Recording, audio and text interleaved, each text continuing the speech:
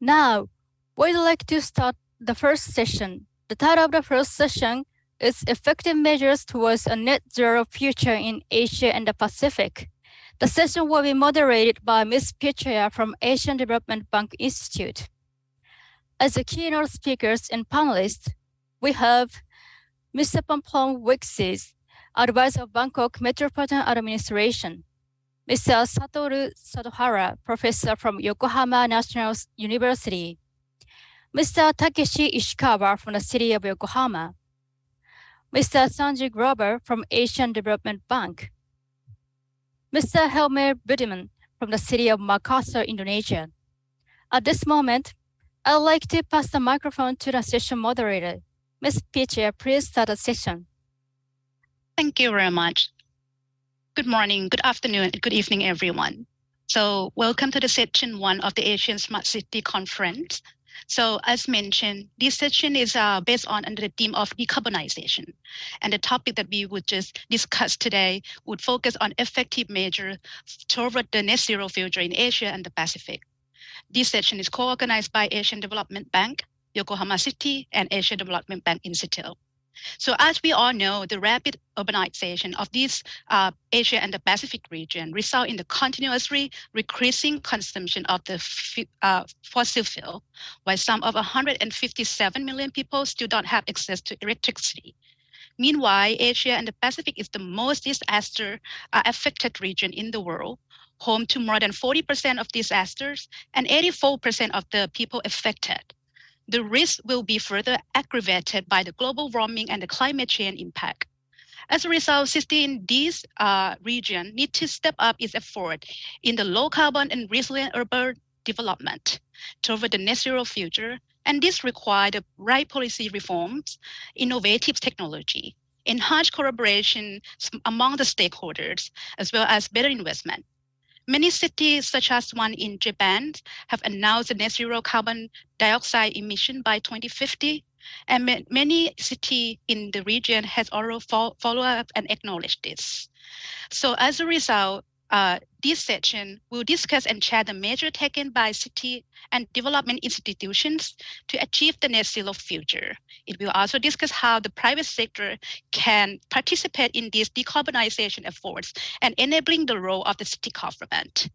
Well, to open this session, we have an honor to welcome the advisor to Governor of Bangkok, who's specialized in the environment affair, Kun Pompom Wikise. He would give us the keynote address. Allow me to introduce him briefly. Kun Pompom is the youngest advisor to Governor of Bangkok who has a passionate about environment. He also an environment columnist and the former project manager at the UN Environmental Program. With no further ado, Kun Pompom, the floor is yours. Okay, thank you very much. Sorry, I'm late. So, hello everybody. My name is Ponprom Vikasrath. I'm the advisor to the Governor of Bangkok, in charge of environmental affairs.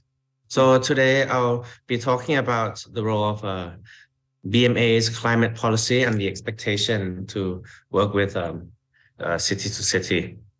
So BMA, we have a lot of collaboration since the past, since 2009 with JICA and also Yokohama City to develop climate change plan. Our first one starting from 2009 was global warming plan. And then we had the 2013 to 2023 climate change master plan. And then we also had the updated one, 2021 to 2030, according to our Prime Minister's new pledge in the COP26 in Glasgow. So our efforts on the climate change policy have always been, greatly supported by, JICA, Yokohama, and many other partners. So we are engaging with the Yokohama through city to city program that we are looking to promote our energy plan learning from, the Yokohama and Tokyo energy plan and what it consists of, because from the calculation that the master plan have created, around 60% of GHG emissions in Bangkok is from energy from buildings, from residential, and from industrial. So energy plan is a very important part of our efforts to combat climate change in Bangkok. We also place a lot of importance on youth, the communication side, where recently we had a competition for the youth to take clips or short videos of climate change issues in Bangkok and then have a competition. So that was a joint project with JICA, Supalai, and the Green Earth organization.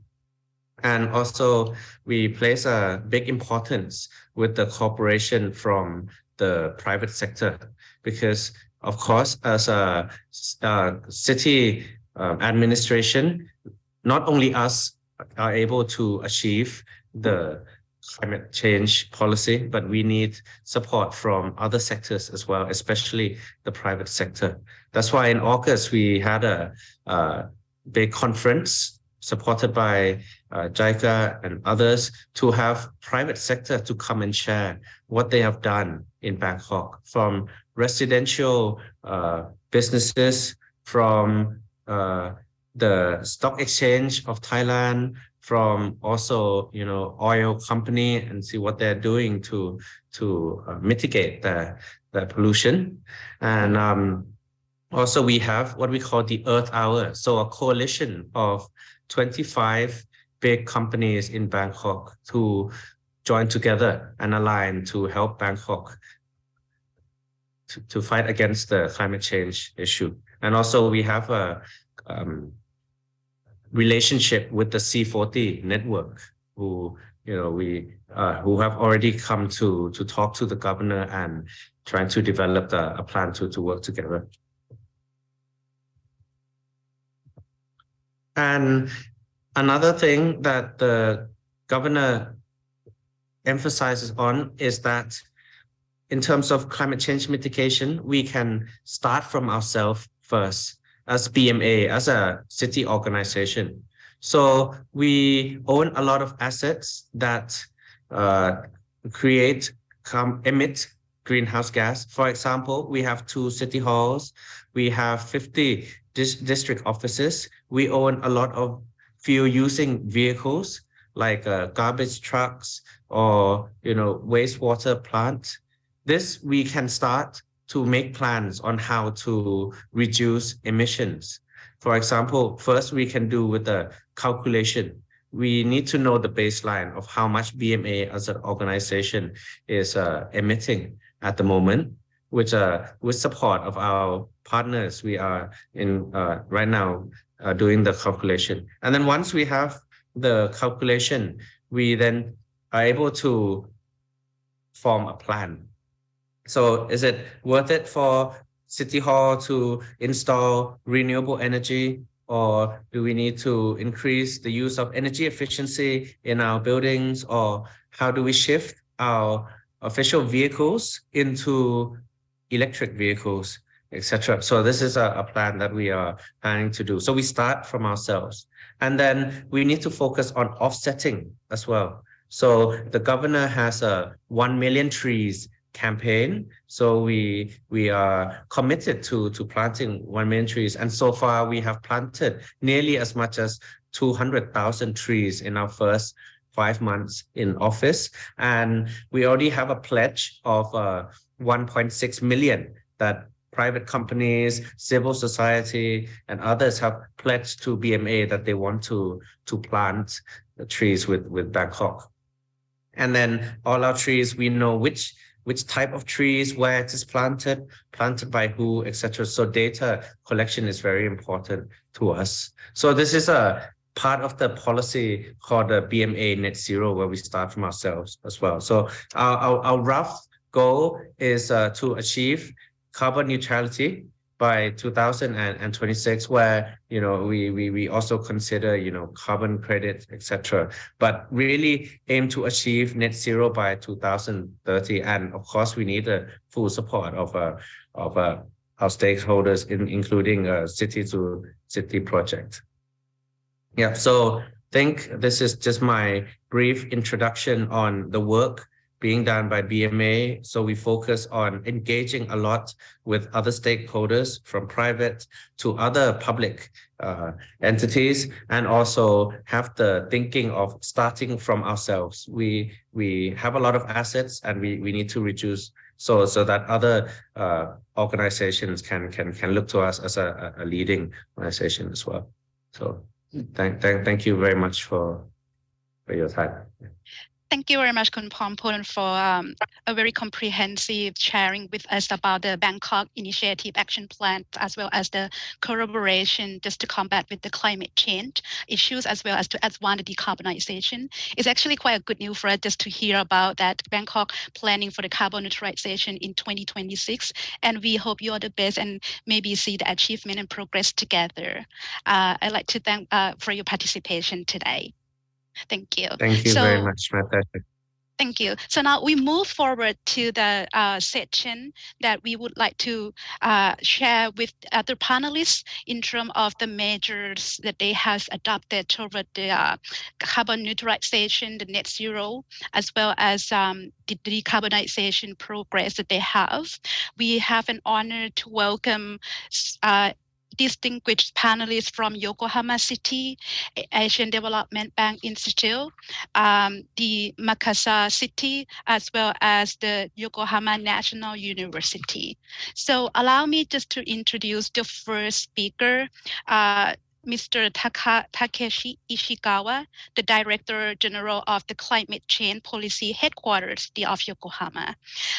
He would be sharing with us the Yokohama Initiative and Action Plan on decarbonization and their progress. So before I give the floor to him, allow me to briefly introduce him. So after graduating from the faculty of the Law Meiji University, he joined the city of Yokohama in 1991. And he served as a director and also director general in the various divisions and the bureau in the Yokohama city. So before assuming the current position, he served as a director of the sport promotion division, as well as the director general of the administrative reform office of the general affairs and deputy director general of the policy bureau. So with no further ado, we would like to give the floor to Mr. Ishikawa. I am in charge of global warming prevention. My name is Ishikawa from Yokohama, city of Yokohama. Thank you very much for giving me the opportunity to talk about our initiative. I'd like to follow my presentation. First, just an overview of Yokohama City. The population is 3.77 million. In terms of population, this is the largest population in the municipalities in Japan, facing Bay of Tokyo and centered around Yokohama Bay. As a commuter town, we have developed. And the Yokohama City, towards a decarbonized society, back in 2018, zero carbon by 2050 was declared. And in February 2022, and by 2030, and 50% reduction of greenhouse gas compared with 2013. And this is higher than the national target of 46% reduction, but we are aiming to achieve that together with our citizens and businesses. And currently, the Yokohama City Global Warming Action Plan, it's being revised, and the model of Yokohama 2050, zero carbon Yokohama. By 2025, we will have net zero carbon by that year, and we have three models.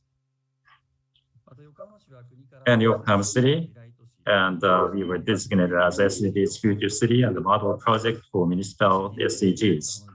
And towards that goal, the Yokohama SDGs Design Center was established, and based on that, we will try to lead the solutions to the global solutions together with the cooperation with our citizens and businesses and contributing to the global warming prevention. Next, I would like to explain about the emission of the greenhouse gas. 2020, the amount was 7.4% decrease compared with the reference year of 2013. It was 24% reduction. So 160 million tons CO2. 7 years in a row, it's a reduction because of the energy saving and also an improvement of the power emission factor. And 2020, the big reduction is because of the COVID-19. As seen in the pie chart on the right-hand side, compared with the CO2 emission by sector, 30% is occupied by residential. Is a feature of Yokohama City, which has a large population. And 2050, in order to decarbonize, we need to reduce energy consumption and also conversion to renewable energy for electrical power.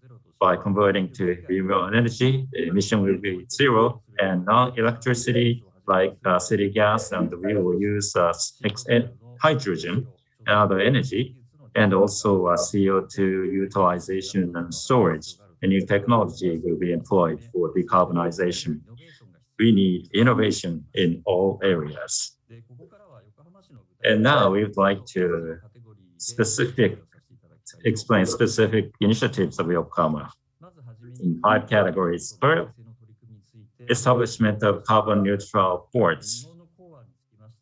Regarding Japanese ports and harbors, 99.6% is handled of export and import, and also those areas have a lot of energy bases, steel mills and chemical mills, and therefore, by advancing the port and harbor functionality, like formulating carbon neutral ports to contribute to the decarbonization. CO2 from the waterfront area of Yokohama occupies 40%. Therefore, at the Yokohama Pier, and we would like to realize vessel fuel supply, which is environmentally friendly, and also by supporting all the energy companies by cooperation, we will convert to a new energy together with the citizens and the businesses towards the carbon neutral target in 2050. Next, example of a collaboration with the private sectors. November last year, petroleum wholesaler ENEOS, we concluded the cooperation agreement regarding the hydrogen supply chain, and we will continue our pipeline cooperation. And in January this year, with Tokyo Gas, we concluded the agreement regarding the demonstration of methanation by reaction of CO2 and hydrogen, generating methane. And it's a new technology, and also the generated methane can utilize the already existing city gas infrastructure and biogas and CO2 from the incineration plants, and also supplying the recovered water and in supporting technological development. For incineration, the CO2 is generated and which is converted to energy. Next, initiative to support the decarbonization and the initiative to achieve the SDGs. As was mentioned, the Yokohama SDGs Design Center, and all kinds of needs and seeds are collected and matching, which will lead to creation of innovations. And the various pilot projects are going on. For example, Yokohama Wood Straw Project, and from water source forest, thinnings were used to create the wooden straws, which are used in elementary schools. And also the SDG certification system of Yokohama, aggressively we are certifying those companies and organizations which are aggressively conducting these activities and utilizing the certification marks. And also there are many advantages like that. Next, regarding the community building regarding decarbonization, the business buildings, and also there are many business facilities. 60 million people annually visiting Minatomirai 21, and this is designated as a preceding decarbonization area. And by 2030, in the private sector, CO2 emission to be net zero. This is certified by the national government. Minatomirai 21 and regional cooling and heating for decarbonization is being promoted. And next, expansion of renewable energy supply is what I'm going to talk about next. The city of Yokohama and the urbanization is going on. Therefore, there's a low potential for creating renewable energy. So it is only 10% of the estimated consumption of electricity for 2050. So towards the expansion of renewable energy, together with the municipalities who has a lot of potential for using renewable energy. Currently, 15 municipalities, based on the idea of regional recycling symbiosis, we have concluded agreements with them to expand the supply and also revitalization of the areas. And also the initiatives of Yokohama City. The City Hall is the largest entity to emit the CO2. And also, in order to promote the initiative of decarbonization, we are promoting our green energy scheme. And also, EPA activities is what I'm going to talk about here. This is the third-party ownership model to utilize, to install a solar energy power generation equipment, and it can be also used for power supply for disaster times. And the storage battery stores electricity during night, during the daytime. And currently, we are installing this equipment to 56 middle school and elementary schools in the city. And collaboration with overseas cities in Yokohama City, we are cooperating with the decarbonization in Asia, and also we are providing support to other cities in terms of international technical cooperation, specifically Bangkok, Thailand, and the Climate Change Master Plan, and the Vietnam, Da Nang City Environment 10 years have been formulated. And also we will enhance the global network to achieve decarbonization and SDGs. This concludes my presentation. Thank you very much for your kind listening. Thank you very much, Mr. Ishikawa, for a very comprehensive on the Yokohama Initiative and Action Plan, as well as collaboration with the other city and also the private sector. We will come back to you with some question later after all the presenters finish their presentation. I would like just to move to the next panelist, Mr. Sanjay Grover. He is the unit head of the Creating Investable City Initiative at the Asian Development Bank. So Sanjay will just share with us about this initiative of the Creating Investable Cities. But before I give the floor to him, allow me just to briefly introduce him. Sanjay is as I mentioned, he's the unit head of the CIC initiative of the Asian Development Bank.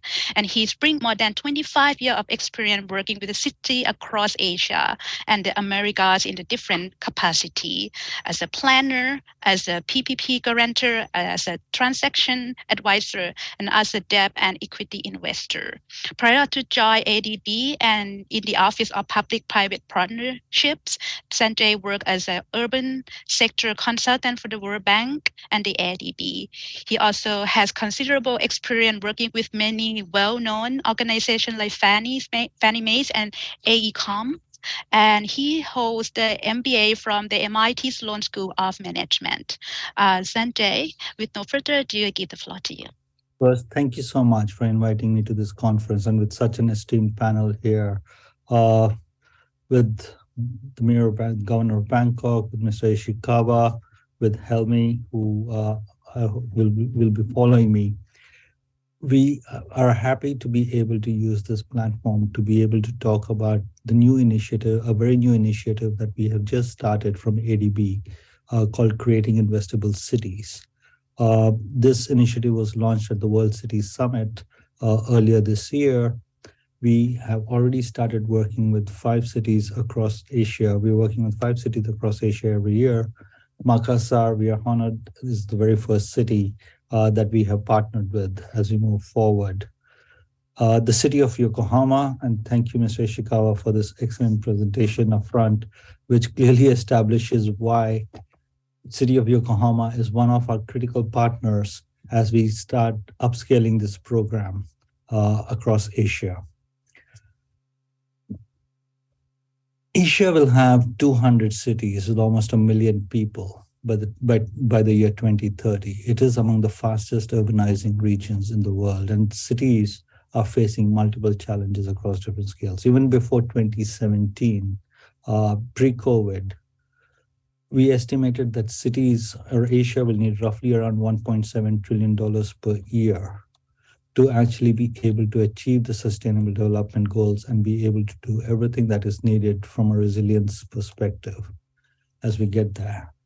Since then, we've had COVID-19, and we have seen the impact of COVID-19 across our cities and the underinvestment that has been brought forth. We have also started seeing increasing climate impacts in our regions. And related to this, almost every one of our countries has started updating its nationally determined contributions.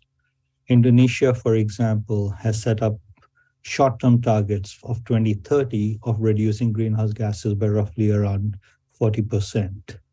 Georgia has set a target of 50% by 2030. The city of Yokohama is obviously a leader in almost all of this as things are progressing towards this end and as cities start thinking about the short-term targets and the immediate targets that they're looking at. But we are also facing huge challenges as we have all looked to infrastructure to help the recovery coming out of COVID-19. Our countries have borrowed tremendously for COVID response, or they've actually focused so much on COVID response that now that it comes to COVID recovery or recovering from here, they are tightening budgets and increasing demands. Inflation is a common challenge that we're all beginning to see across our regions. And coming out of COVID-19, there is an increased risk profile of infrastructure. Even an airport like Changi Airport had 2 terminals or 3 terminals closed for a sustained period of time during COVID, elaborating the risk that private sector takes in a long-term partnership with our cities. But private sector participation is critical if we are to meet our targets, our climate targets. And the challenges for this exist at multiple levels, at the country level, at the city level, and at the project levels. And here, across our countries, there are varying environments for subnational finance. At the city levels, the capacity to be able to bring in private and climate finance and to be able to mobilize revenues and increase creditworthiness are low. And the project level, the challenge is not the demand for these projects.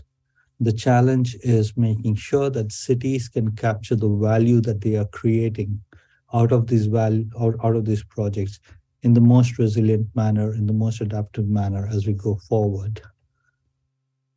And related to this, we have started off Creating Investable Cities, the initiative which focuses on working with cities, and our clients are the cities and the leaders of these cities, to help them think through how can they meet these immediate challenges that they are facing now. We all understand the challenges across the environment, but we can't wait for the reforms to happen. Within all these aspects, there are opportunities for us and our city partners to actually be able to do more as we look towards even our immediate targets of 2030.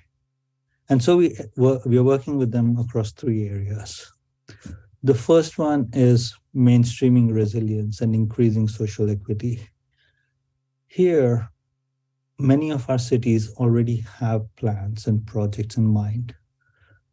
The opportunity for us is to work closely with our cities bring in and start prioritizing these projects because our cities don't have the budgets to do them all.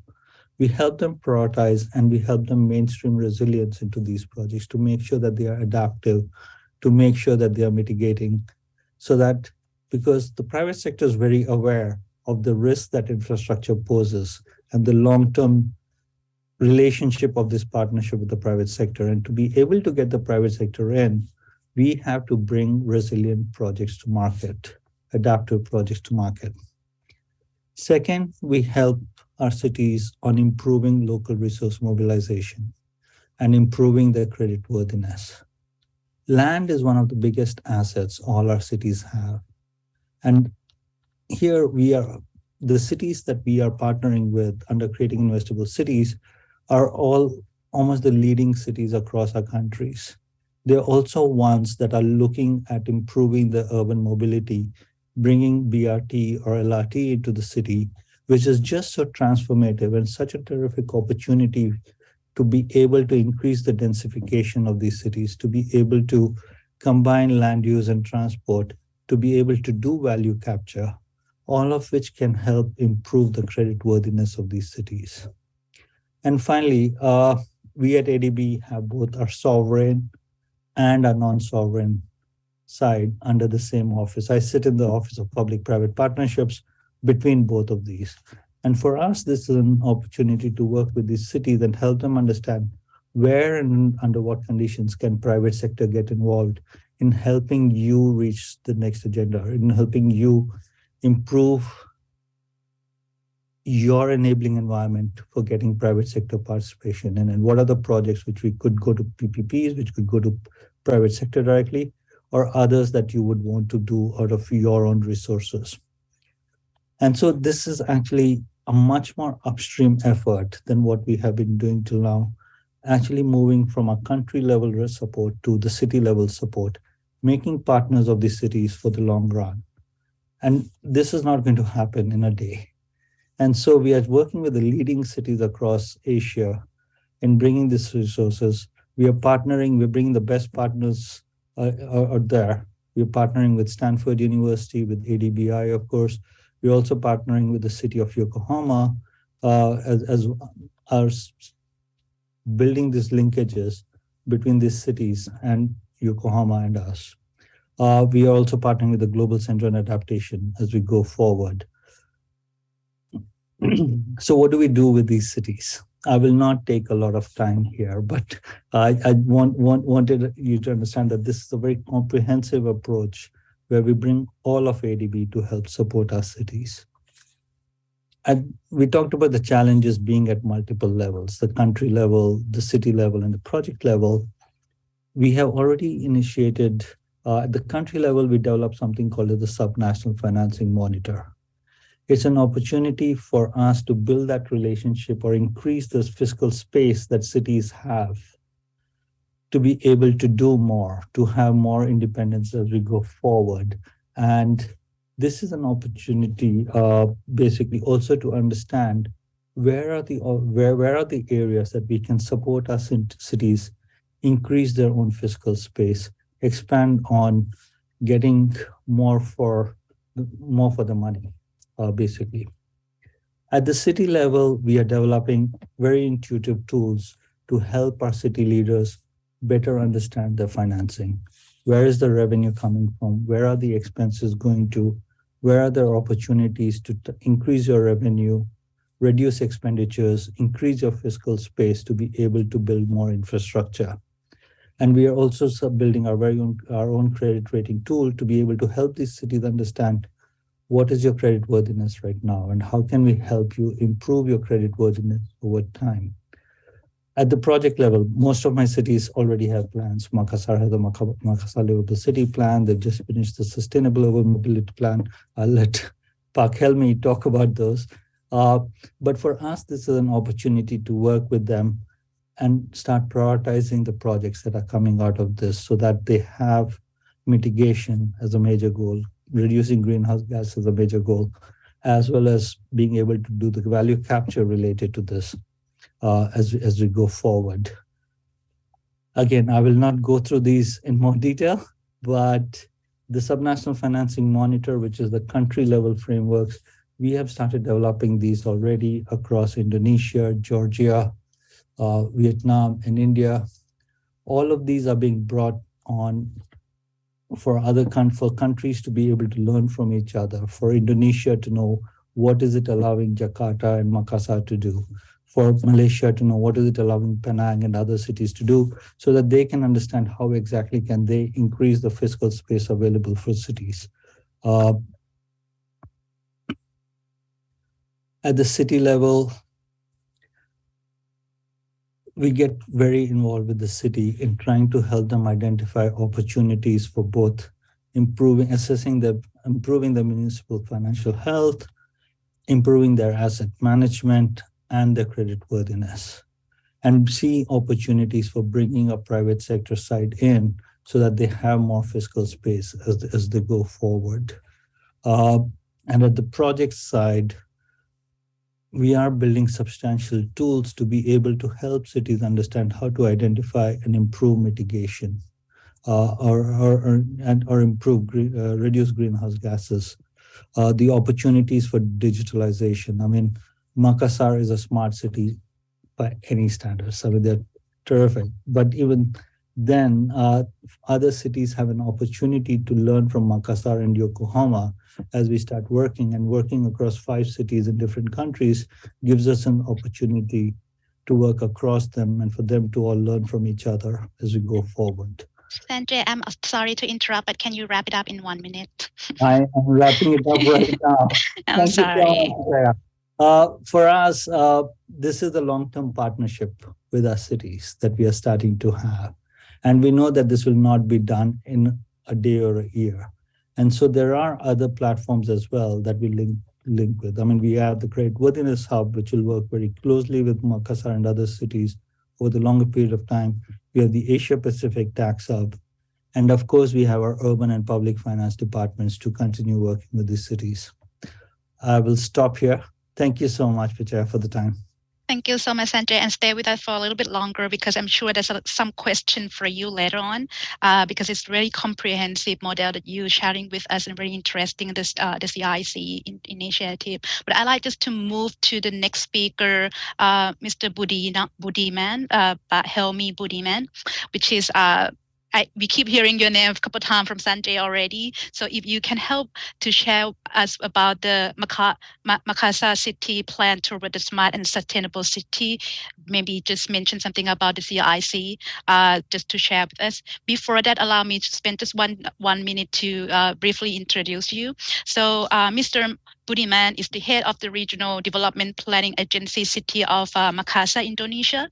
His work focused on the city document planning cover the long-term, middle-term, and also short-term plans. His working area also includes the main program activity and sub-activity of each department in the local government of the Makassar city. So with no further ado, Pak Hermes, the floor is yours.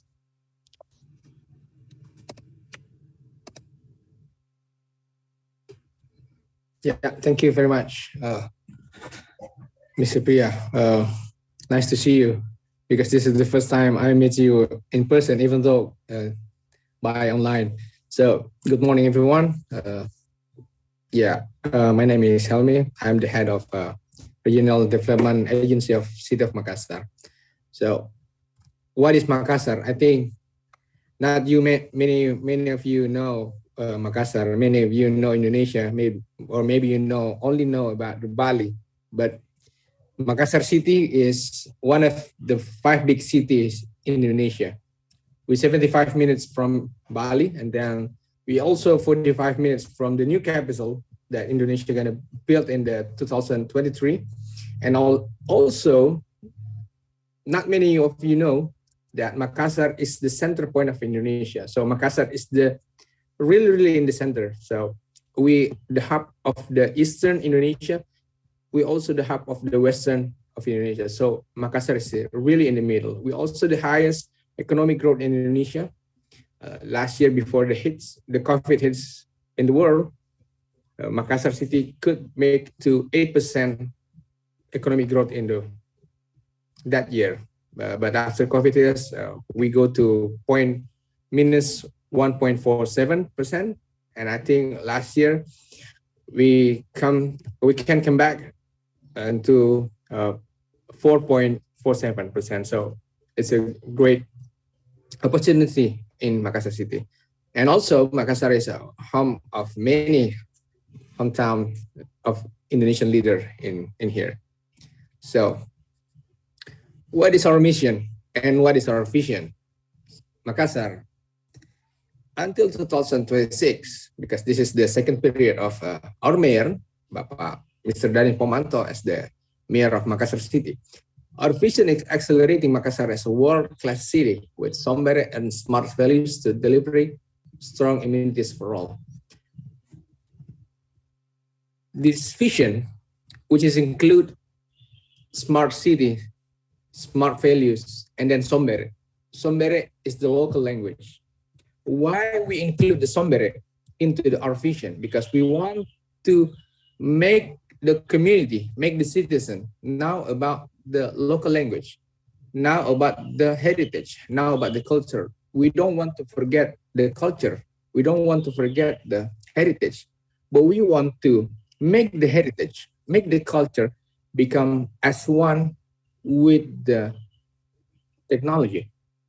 Sombere and the smart city become the word of Makassar in the national, with international. In the smart city conference, we known as the smart city with the rank of 80. Yeah, Makassar is a Sombere and a smart city. With our mission, we have 3 missions: to regulate and the quality of human resource, and also the second, to reconstruct the public health, socioeconomic, and cultural lives and creating prosperous society. And then the last but not least, to restore city spatial development and creating inclusive and livable city with Sombere and smart values. So as you can see, we always make the Sombere word into our vision and mission, because we want to the heritage, the culture become known as an international word. Yeah, Makassar, we have a 1.4 citizen, and then the area is not too big as many cities in the Indonesia. We really high in density, with area 175 kilometer. And then our GDP growth is 4.47. And then our GDP income is 133. And then inflation rate, now our inflation rate near to 5%. It's very good for city in Indonesia, because a lot of city after the crisis hits about the energy, and then the Ukraine and Russia, almost all the city in Indonesia, the inflation rate is around 6%, but Makassar we can do around 4.7, I think, yeah, around that. And then our unemployment rate 13.67, and then human development index 82.6, and then satisfaction index 78%, and then the last but not least, our PDRB is 74.7. Then why the Makassar city needs Sombere and smart city? This is what I tell you about the Makassar city. We have so many employees in the government sector. We have around 21,000 employees, and then to service 1.5 citizens, and then to manage 50 city department and one big agency in here in Makassar. We also have 6 government-owned state. Yeah, and then also we have 8 waste vision, and then to control area 175 kilometers. And then why does Makassar become faster, stronger, better, and elective? Because we have so many issues in here. The government also have a limited time area. And then the mayor also have so many headers in here in Makassar. But Makassar, we can make a simple and strong vision. And then we can make public engagement in here very, very high. And then with the government now, we have so many innovation and digitalization everywhere in Makassar. And then the last but not least, because the strong and the adaptive leadership of the mayor, Makassar can become faster, stronger, better, and adaptive.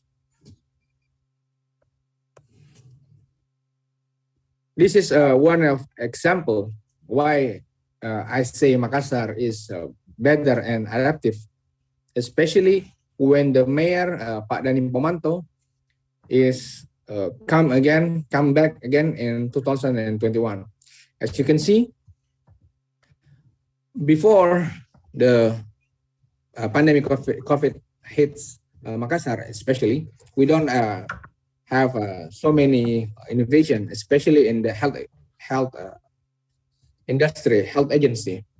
But after Mr. Mayor, Pak Dani Pomanto, come back in here, we try to separate all the aspect of the pandemic. In that time, we make Makassar recover. Makassar recover is one of the biggest solution in Makassar city. We divide the three problems in the COVID area. It's contained about the health immunity, and then the social adaptation, and then the last but not least, the economic recovery. We combine all the three aspects, and then we make the Makassar recover ecosystem. In the right diagram, as you can see, before the Makassar recover, we only have one S3T existing protocol from the central government. But after that, with Makassar recover protocol, we then have 2S 5T protocols, which include the screening medical record, screening clinics with GENOS. The GENOS is one of the innovation from the university in Indonesia. And then we have 5 to do with the COVID. One is triage, testing, treatment, tracing, and total recovery. Yeah. And also, with the smart city, I can tell you, because Makassar is one of the big city. Oh, Makassar city, we're using the smart city in 2015. That was the first time Makassar and Sombere smart city introduction to the citizen. And that time, we only the government is very relaxed. We don't have a very fast in finding solution to the citizen. But after that, after the Sombere smart city, we make many progress. And now with the 2022, we have the Makassar Metaverse or Makaverse. We're trying to elaborate the Makassar city into the Metaverse era. So that's it. Makassar city and the Makassar recovery program leads to economic recovery too and control the inflation rate. As you can see, that I already told you earlier, in 2016, the economic growth in Makassar is very high. We around 8%, and then the top area is 2019. It was 8.70%, and then because the COVID hits in 2020, we deep down sinking in 1.27%. But after the Makassar city Makassar recover, elaborate in the government, and then we can come back 4.47. And then with inflation rate, we also can control. But Hermie, I'm sorry. Can you wrap it up? I'm sorry. Yeah, okay. Give me 1 or 2 more minutes because I think this is the last one. Yes. Okay. Yeah, the Makassar is also a very useful and critical moment as the suicide bombing and accident 2021 and during the pandemic COVID. And this is the last thing, I think, the future of the Makassar. This is the Makassar Virtual Economic Center, Makassar Virtual Economic Center, not only talking about the the carbonization and then the infrastructure, but this is the future. We're gonna elaborate all the system in the Makassar, and then we make one big computer, that the computer will arrange all the data, become big data, and then with the big data, the government we can make a big policy. We hope that the Virtual Economic Center we're going to launch in 2023.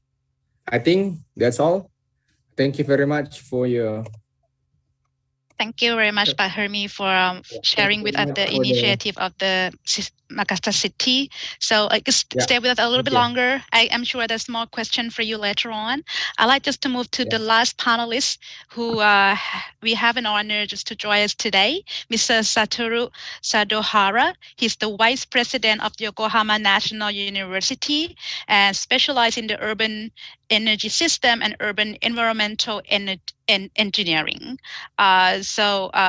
He's now worked with the Graduate School of the Urban Innovation and in charge of the Faculty of Urban Science. He served in the many important positions in the different councils and also boroughs of the Yokohama city too. And he will share us today about the decarbonization status in Japan and the green growth strategy for the carbon neutralization. Sadohara Sensei, the floor is yours. Well, thank you very much for the introduction. I am Sadohara from Yokohama National University. As was mentioned, 2030 or 2050, high densely populated CO2 emission scenario. Taking an example of Yokohama, I'd like to talk about it. But before that, Japan's greenhouse gas emission and the reduction targets towards growth strategy towards decarbonization. This slide, this chart, since 1990 up to now, by CO2 emissions by sector regarding urban areas, the home or residential, it had been increasing since up to 2013, but after that it's declining. 2019, 1/3 of the emission is related to urban areas.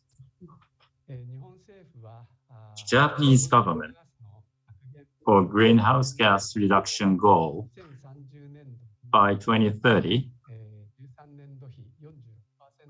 46% compared with 2013, and 2050 carbon neutral to be achieved. Of that, regarding the urban businesses and the homes, 51% or 66% respectively, up to 2030, those are the ratio reductions which would be required, which are tougher than the other sectors. And the national government for 2050 carbon neutrality, the green growth strategy was formulated. And electricity and the non-electricity by 2030, the important initiatives, and by 2050, items of importance are listed here. And by 2030, first, the thorough energy saving is one of the major pillars. By 2050, hydrogen, ammonia, renewable energy, the maximum utilization of such resources. And highly densely populated in the city area, what is this is a district heating and cooling, which is a very important aspect of that. The heat that is needed is from the thermal plant, like cold water, hot, warm water, and steam. And those are supplied to buildings. And rather than other areas, like incinerations, off-gas heat, unused energy can be utilized. And the cogeneration, which generates heat and electricity, and the heat from that can be utilized fully, therefore, which will lead to large reduction of CO2. In the waterfront area, Yokohama, this is the aerial photograph of that area, Minato Mirai 21, and the Yokohama City west exit area. This type of regional cooling and heating system have been installed. In the water area, high densely populated areas are concentrated.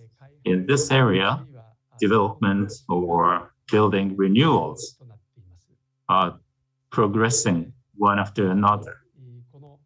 And here, Minato Mirai, and also closer to Tokyo, the Keihin industrial area, as was Mr. Ishikawa mentioned. And the energy-related areas are concentrated in this area, production of hydrogen, and also transport from overseas, and technological advancements, researches are now being started. And 2030, carbon 50% reduction and the 2050 carbon neutrality. Towards those goals, we can imagine the following scenarios.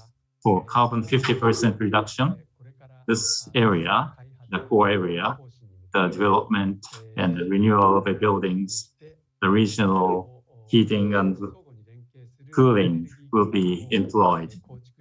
And then thus it will be the energy foundation, and by introducing cogeneration systems to achieve large amount of energy saving. Cogeneration, the generating equipment are located within the city. Therefore, in the case of a natural disaster, there's unlikely event of this is unlikely that we will have power outage. In order to achieve 50% reduction of carbon, the fossil fuel and CO2 emission to be reduced greatly. That is the energy foundation that we are aiming to achieve. For carbon neutrality in 2050, as was mentioned, it's the east side. There's a Keihin industrial area. Hydrogen technological development, research and development will be advanced. So this is the area that can utilize the merit of that. For 50% reduction of the carbon energy foundation, the fossil fuel which is used, of course, we will try to reduce, but of course, we have to use some level of fossil fuel. In terms of a 50% reduction of the carbon, we will be using that, but that is by installation of the hydrogen technology towards 2050, the hydrogen production will be green hydrogen production. So ahead of other cities, this Yokohama waterfront, carbon neutrality of a large city can be achieved here. In the waterfront area, Yokohama, core area of Yokohama, central area, the carbon neutral model city, which will lead other cities as well. This concludes my presentation. Thank you very much for your kind attention. Thank you very much, Sadohara Sensei, for a very comprehensive and concise presentation. I think we have come to the Q&A section. So I'd like just to encourage everyone who watching online and live online just to post your question, and that we can just direct to the respective speaker. So while we are waiting for question, allow me just to circle back to our speaker. Just to ask more about their presentation. I'd like just to go to Ishikawa-san first, because according to your presentation, it looked like a partnership agreement with the other local government officials in different cities are already advanced. And so can you tell us more about the progress of those agreement? What are you devising, and what are the challenges that you experience? Can you share with us a little bit more in this area? Thank you very much for your question. I think we have received 3 questions. The other municipalities, collaboration with other municipalities, and the progress status. It started back in 2019, and Tohoku area. 50 municipalities are the ones that we concluded the agreement with, which is the largest scale. And the renewable power generation, and 80 businesses within Yokohama are receiving those power generated there. And secondly, we decided on the wholesaler and retailers of electricity, so we can use electricity at an affordable price. And part of the electricity can be returned to those municipalities so that they can use that to revitalize their areas. We are working with also private sectors. And the challenge is energy price hike recent years. And it is very difficult to promote renewable energies, but still there's the need for renewable energy. So we would like to continue to expand the supply as well as cultivating the demand. Thank you very much. Thank you very much, Ishikawa-san, for your response. Because we know that Yokohama City also involved in many agreement and partnership with the city, many city in the region. So I want to go back to Sanjay's presentation a little bit. Creating investable cities.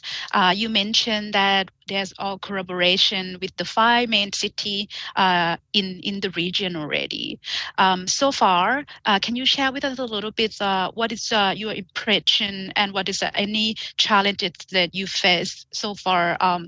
The main one that you experience or encounter in these 5 cities. Thank you so much for this question. We'll be in a much better position to answer this next year. We have only just started with these cities. Makassar is the first city that we are partnering with the others also. We're just starting this work. To us, what is encouraging is the interest this program has taken across cities and countries. In Indonesia, as we have spoken with the city as well as the ministries at the national level, there's always this excitement about this program, and about why stop with Makassar. And in India, it's the same thing. We are finding this even in Malaysia, where we're working with 14 cities, some mainly on the resilience, the other on the full investable aspects. For us, as we are doing this, one of the major aspects for this is to do this in a very illustrative manner, so that other cities can also learn from what we do with Makassar. I mean, for us, it is not just Makassar. There are going to be 200 cities. We're not going to be able to reach them all. But the opportunity to bring the best partners in the world to a city like Makassar and then spread this to other cities becomes a very important aspect, and is one of the criteria in which how we go about selecting cities to partner with. I'll stop there. Thank you. Thank you so much, Sanjay. I read to move to Urmi a little bit because we hear about your the Makassar city initiative towards sustainable city and also smart city, and it seemed like that the last one that the last present slide that you said is about the Mervet one, and then it's to adapt the digitalization to help in terms of developing the smart city.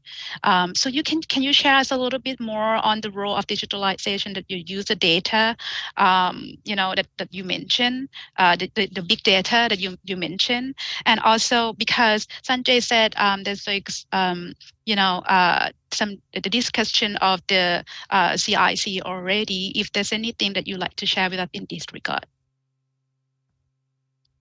Yeah, thank you so much for your question. Yeah, about the MARFEC, the MARFEC is about the Makassar Virtual Economic Center.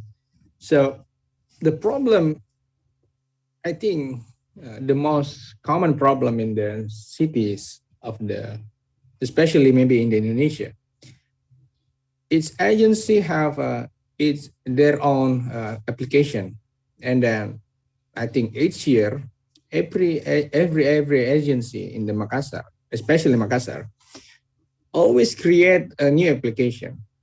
Now, that was very, very frustrating for us. That was the problem, because every time the agency they need some money, some budget to make the application, and then that makes us worry. How about the earlier application? Maybe that they built 2 years ago, or maybe with the previous head, or maybe the previous employers. So we want to make the city more efficient. So we want to make the new application. We want to make one super apps for the government, for the local government from Makassar. So that's why we make the MARFEC, Makassar Virtual Economic Center, but not only about the application for the agency, but also the application for all the citizens in Makassar. So that gonna make the city not only efficient, but it also make the city effective. And also we hope that everything we build now, and maybe the 2023, it's gonna everlasting, because we create the MARFEC. That's why, I think. Yeah. Thank you so much, Pak Herbie. I think we kind of running out of time. So I like just to wrap up this section. But before I do that, I want to spend at least maybe 30 seconds for each panelist to say their last word. Should I start with Ishikawa-san? Thank you very much for the invitation today. And I was able to introduce the efforts of Yokohama. And I believe that other cities also gave very interesting presentations. And if you are interested in Yokohama, I hope that you will come visit us. And we would also like to learn from you and hope that you can use us as a reference too. Thank you very much. Thank you very much, Ishikawa-san. Sanjay, you have any last word for us? Not really, Praja, but thank you so much for inviting us to this platform, and for us to have this opportunity to interact both with our partner cities as well as our partnering cities like City of Yokohama. And for us, we look forward to continuing this collaboration. Thank you so much. Thank you very much. Helmi? Yeah, thank you so much for the invitation. I'm really honored to be here with all the World City class citizens. As you can see, Makassar is only the small city in the universe, in the world. But we hope that 2030, we're gonna become the world-class city, like most of the cities in the world. we have three big work. We hope that with the era pandemic, we can become more adaptive, collaborative with the cities within city. I hope with this forum we have some partnership after this, and then with the challenge ahead, with the partnership that we're gonna build, we hope we're gonna make some innovation in the future. I think Thank you. that's yeah. Sadohara Sensei, would you like to say any last word? はい、今日はどうもありがとう。 Yes, thank you very much for the invitation today. And we heard about the various initiatives of various cities in Asia. And depending on the region, the environmental initiatives are different, as well as the vitalization of cities and the information technology. I could hear the various kinds of efforts taking place. And so sharing these initiatives, I think that we can develop together. That was what I felt strongly today. Thank you very much. Thank you very much, Sadohara Sensei. And on that note, I would like just to re-emphasize again that we have many various initiatives across the region that can help us to advance decarbonization toward the net zero in Asia and the Pacific. And we're hoping that this session would provide you some knowledge that you can leverage in terms of your policy or action plan design. So there's initiative that are available at the international level from ADBI, for example. There's an initiative at the national level, city level. So with the unique characteristic in each city, we hope that you can adopt some idea from this section, and it could be benefit your policy framework design later on. On that note, I would like to finish this section and give the floor back to our Master of Ceremony. Thank you very much. Thank you everyone for joining the decarbonization session. The next session will start in about 10 minutes from 2:30 p.m. Japan Standard Time. The session will be moderated by IGES. The session theme is City Operation through Utilization Voluntary Local Review and Well-being City Evaluation Indicators.